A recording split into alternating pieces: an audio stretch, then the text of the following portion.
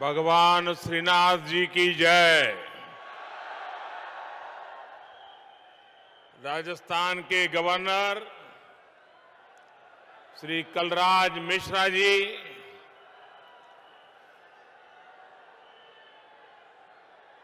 मुख्यमंत्री मेरे मित्र श्रीमान अशोक गहलोत जी,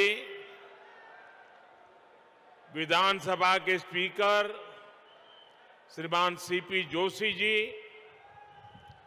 राज्य सरकार के मंत्री श्री भजनलाल जाटव जी, संसद में मेरे साथी और राजस्थान भाजपा के अध्यक्ष श्री चंद्र प्रकाश जोशी जी, संसद में सारे साथी बहन दिया कुमार जी, संसद के मेरे साथी श्रीमान कनकमल कटारा जी, सांसद श्री अर्जुन लाल मीणा जी, कार्यक्रम में उपस्थित अन्य सभी महानुभाव और राजस्थान के मेरे प्यारे भाइयों और बहनों, भगवान श्रीनाथ जी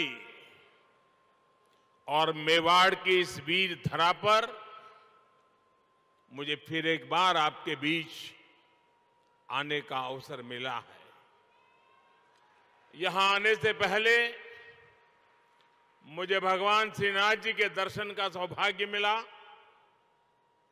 मैंने श्रीनाथ जी से आजादी के इस अमृत काल में विकसित भारत के संकल्पों की सिद्धि के लिए आशीर्वाद मांगा है। साथियों, आज यहां राजस्थान के विकास से जुड़े 5,000 करोड़ रुपए से अधिक के प्रोजेक्ट का शिलान्यास और लोकार्पण हुआ है।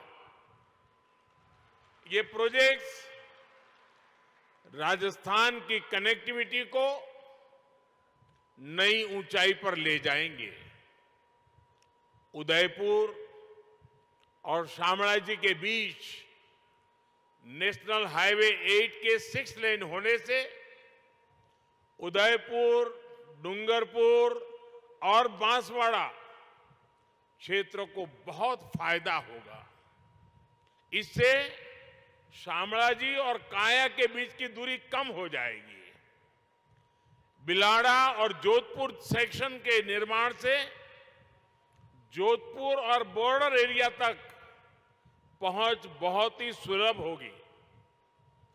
इसका एक बड़ा फायदा ये भी होगा कि जयपुर से जोधपुर की दूरी भी 3 घंटे कम हो जाएगी। 4 भुजा और निचली ओड़न के प्रोजेक्ट से world heritage site Kumbhalgarh, Haldighati और श्रीनाथ जी के दर्शन करना बहुत ही आसान हो जाएगा।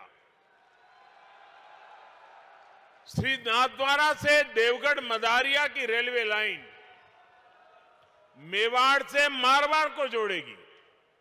इससे मार्बल, ग्रेनाइट और माइनिंग इंडस्ट्री को और व्यापारियों को बहुत मदद मिलेगी।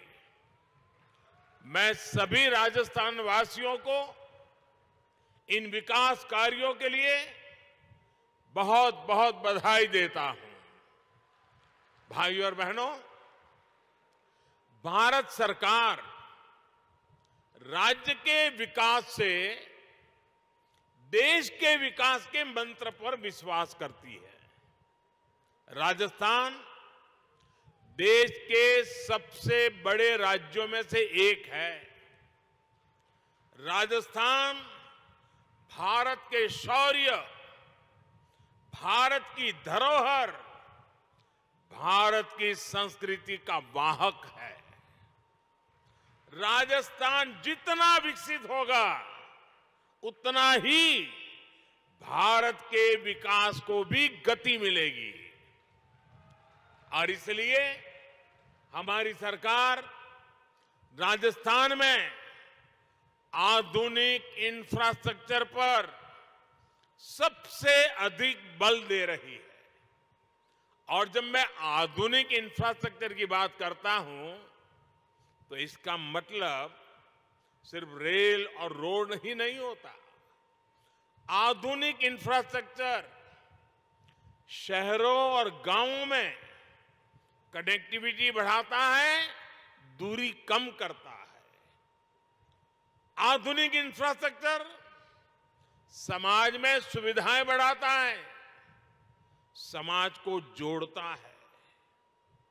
आधुनिक इंफ्रास्ट्रक्चर डिजिटल सुविधाओं को बढ़ाता है, लोगों का जीवन आसान बनाता है।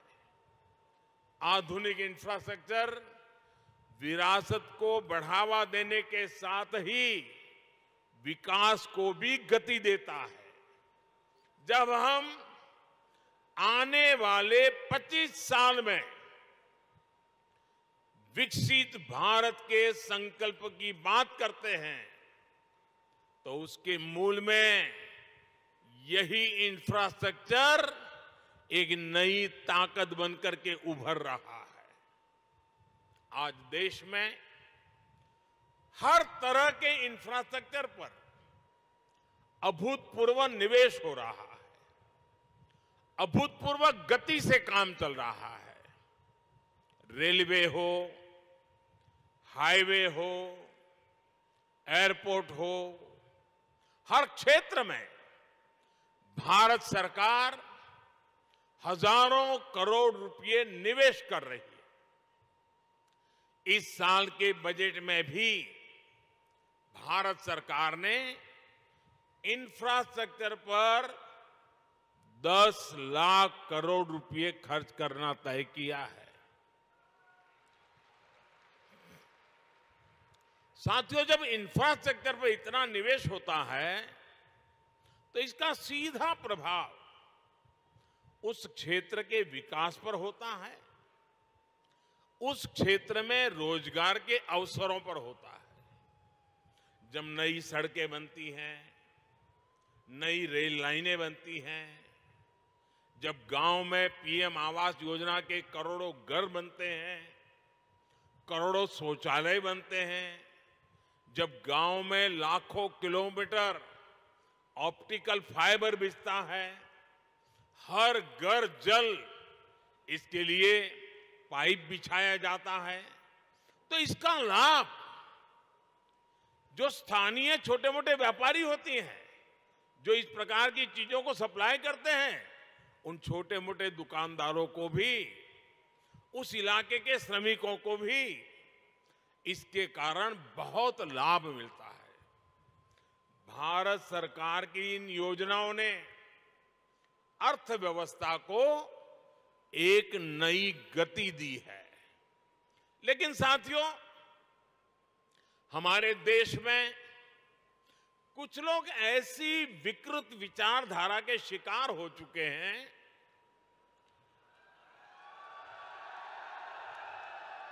इतनी नकारात्मकता से भरे हुए हैं, देश में कुछ भी अच्छा होता हुआ वो देखना ही नहीं चाहते और उन्हें सिर्फ विवाद खड़ा करना ही अच्छा लगता है। अब आपने कुछ सुना होगा, जैसे कुछ लोग उपदेश देते हैं कि आटा पहले कि डाटा पहले, सड़क पहले कि सैटेलाइट पहले। लेकिन इतिहास गवाह है कि स्थायी विकास के लिए, तेज विकास के लिए मूल व्यवस्थाओं के साथ ही आधुनिक इंफ्रा बनाना भी जरूरी होता है। जो लोग कदम कदम पर हर चीज वोट के तराजू से तोलते हैं, वो कभी देश के भविष्य को ध्यान में रखकर योजना नहीं बना पाते। हम कई बार देखते हैं गांव में पानी की टंकी बनी, लेकिन वो 4-5 साल में ही छोटी पड़ जाती है। कितनी सड़कें या फ्लाईओवर ऐसे होते हैं जो 4-5 साल में अपर्याप्त लगने लगते हैं। हमारे देश में इसी सोच की वजह से इंफ्रास्ट्रक्चर के निर्माण को प्राथमिकता नहीं दी गई। इसका बहुत नुकसान देश ने उठाया है। अगर पहले ही मान लीजिए पर्याप्त संख्या में मेडिकल कॉलेज बन गए होते तो पहले देश में डॉक्टरों की इतनी कमी नहीं होती। अगर पहले ही रेलवे लाइनों का बिजलीकरण हो गया होता तो आज हजारों करोड़ रुपए खर्च करके ये काम करने की जरूरत नहीं रहती। अगर पहले ही हर घर तक नल से जल आने लगता तो आज 3.5 लाख करोड़ रुपए लगाकर जल जीवन मिशन नहीं शुरू करना पड़ता। नकारात्मकता से भरे हुए लोगों में ना दूरदृष्टि होती है और ना ही वो राजनीतिक स्वार्थ से ऊपर उठकर कुछ सोच पाते हैं। आप सोचिए, अगर नाथ द्वारा की जीवन रेखा कहे जाने वाले नंद समंद बांध या टांटोल बांध नहीं बने होते तो क्या होता। और हम तो राजस्थान और गुजरात के लोगों के जुबान पे लाखा बंजारा का नाम बार बार आता है। हम लाखा बंजारा की चर्चा करते हैं। पानी के लिए लाखा बंजारा ने अपना जीवन खपा दिया था। हालत यह है कि अगर पानी के लिए इतना काम करने वाले और जिनकी चारों पर वावड़ी किसने बनाई तो बोले लाखा बंजारा, वहां तालाब किसने बनाया तो बोले लाखा बंजारा। ये गुजरात में भी बोला जाता है, राजस्थान में बोला जाता है। मतलब हर एक को लगता है भाई पानी की समस्या का समाधान कोई करता था तो लाखा बंजारा करता था। लेकिन आज हालत यही है कि यही लाखा बंजारा चुनाव में खड़ा हो जाए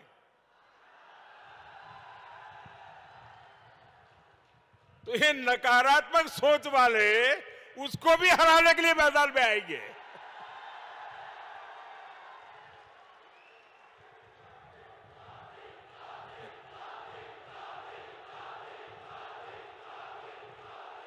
उसके लिए भी पॉलिटिकल पार्टियों का जमघट इकट्ठा करेंगे। साथियों, दूरदृष्टि के साथ इंफ्रास्ट्रक्चर नहीं बनाने का नुकसान राजस्थान ने भी बहुत उठाया है। इस मरुभूमि में कनेक्टिविटी के अभाव में आना जाना कितना मुश्किल होता था ये आप भली भांति जानते हैं।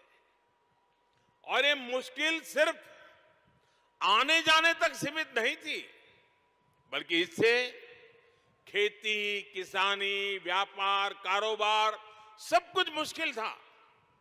आप देखिए, प्रधानमंत्री ग्रामीण सड़क योजना साल 2000 में अटल जी की सरकार ने शुरू की थी। इसके बाद 2014 तक लगभग 3,80,000 किलोमीटर ग्रामीण सड़कें बनाई गई। बावजूद उसके देश के लाखों गांव ऐसे थे जहां सड़क संपर्क से कटे हुए थे। 2014 में हमने संकल्प लिया कि हर गांव तक पक्की सड़कें पहुंचाकर रहेंगे। पिछले 9 वर्ष में ही हमने लगभग 3.5 लाख किलोमीटर 9 वर्ष में 3.5 लाख किलोमीटर नई सड़कें गांवों में बनाई। इनमें से 70,000 किलोमीटर से अधिक सड़कें यहां अपने इस राजस्थान के गांवों में बनी है। अब देश के ज्यादातर गांव पक्की सड़कों से जड़ चुके हैं। आप कल्पना करिए, अगर यही काम पहले हो गया होता तो गांव कस्बों में रहने वाले हमारे भाइयों बहनों को कितनी आसानी हो गई होती। साथियों, भारत सरकार आज गांवों तक सड़क पहुंचाने के साथ ही शहरों को भी आधुनिक हाईवे से जोड़ने में जुटी है। 2014 से पहले देश में जिस गति से नेशनल हाईवे का निर्माण हो रहा था, अब उससे 2 गुनी तेजी से, डबल स्पीड से काम किया जा रहा है। इसका भी लाभ राजस्थान के अनेक जिलों को मिला है। कुछ समय पहले ही मैंने दौसा में दिल्ली मुंबई एक्सप्रेस वे, उसके एक प्रमुख सेक्शन का लोकार्पण किया है। भाई और बहनों, आज भारत का समाज आकांक्षी समाज है, एस्पिरेशनल सोसाइटी है। आज 21वीं सदी के इस दशक में लोग कम समय में ज्यादा से ज्यादा दूर तक पहुंचना चाहते हैं, ज्यादा से ज्यादा सुविधाएं चाहते हैं। सरकार में होने के नाते ये हम सभी का दायित्व है कि भारत के लोगों की इस आकांक्षा को, राजस्थान के लोगों की इस आकांक्षा को हम सब मिलकर के पूरा करें। हम सब जानते हैं कि सड़क के साथ ही कहीं जल्दी आने जाने के लिए रेलवे कितनी जरूरी होती है। आज भी गरीब या मध्यम वर्ग को सपरिवार कहीं जाना है तो उसकी पहली पसंद रेल ही होती है। इसलिए आज भारत सरकार अपने दशकों पुराने रेल नेटवर्क को सुधार रही है, आधुनिक बना रही है। आधुनिक ट्रेनें हो, आधुनिक रेलवे स्टेशन हो, आधुनिक रेलवे ट्रैक्स हो, हम हर स्तर पर एक साथ चारों दिशाओं में काम कर रहे हैं। आज राजस्थान को भी उसकी पहली वंदे भारत एक्सप्रेस मिल चुकी है। यहां मावली मारवाड़ गेज परिवर्तन की मांग भी तो कब से चल रही थी, ये अब पूरी हो रही है। इसी तरह अहमदाबाद उदयपुर के बीच पूरे रूट को ब्रॉडगेज में बदलने का काम भी कुछ महीने पहले पूरा हुआ है। इस नए रूट पर जो ट्रेन चल रही है उसका बहुत लाभ उदयपुर और आसपास के लोगों को हो रहा है। साथियों, पूरे रेल नेटवर्क को मानव रहित फाटकों से मुक्त करने के बाद हम अब तेजी से पूरे नेटवर्क का बिजलीकरण कर रहे हैं। हम उदयपुर रेलवे स्टेशन की तरह ही देश के सैकड़ों रेलवे स्टेशनों को आधुनिक बना रहे हैं, उनकी कैपेसिटी बढ़ा रहे हैं और इन सबके साथ ही हम मालगाड़ियों के लिए special track, dedicated freight corridor बना रहे हैं। साथियों, पिछले 9 वर्षों में राजस्थान का रेल बजट भी 2014 की तुलना में 14 गुना बढ़ा है। बीते 9 वर्षों में राजस्थान के लगभग 75% रेल नेटवर्क का बिजलीकरण किया जा चुका है।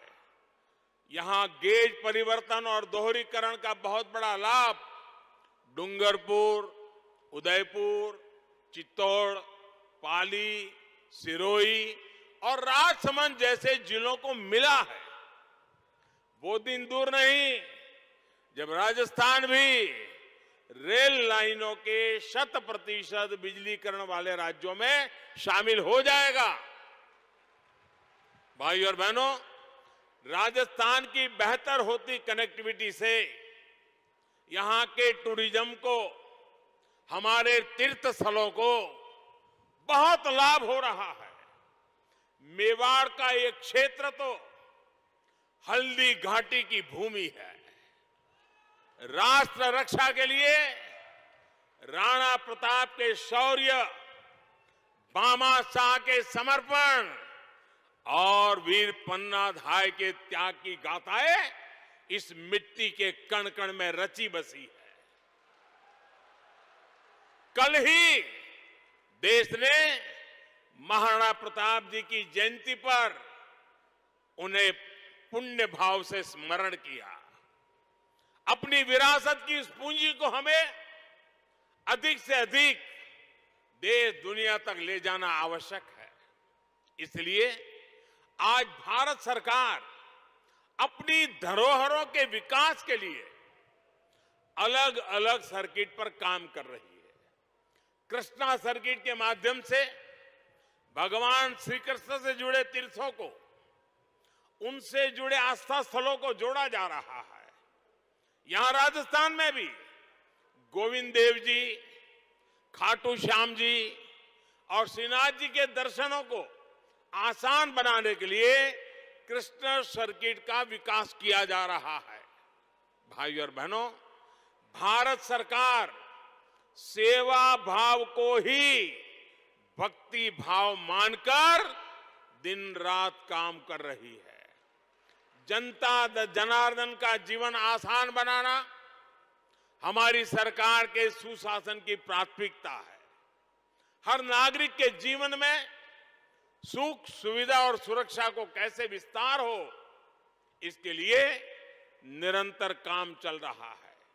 श्रीनाथ जी का आशीर्वाद हम सभी पर बना रहे, इसी कामना के साथ आप सभी को विकास कार्यों की फिर से एक बार बहुत बहुत बधाई देता हूं। बहुत बहुत धन्यवाद।